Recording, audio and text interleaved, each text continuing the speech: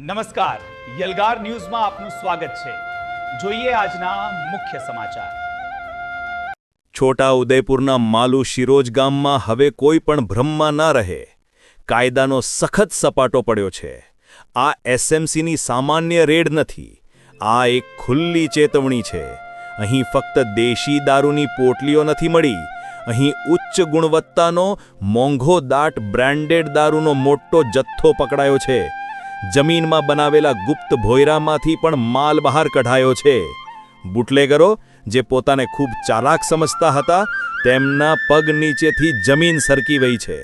આખા વિસ્તારમાં ભયનો ફફડાટ ફેલાયો છે, કારણ કે તેઓ બરાબર જાણે છે આ માત્ર શરૂઆત છે।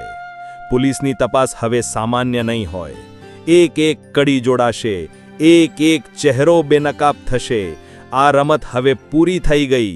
જે પણ આ ગેરકાયદેસર નેટવર્કમાં સામેલ છે, તેમના માટે હવે શ્વાસ લેવું પણ ભારે પડશે। આ અંતની શરૂઆત છે, કોઈ બચશે નહીં।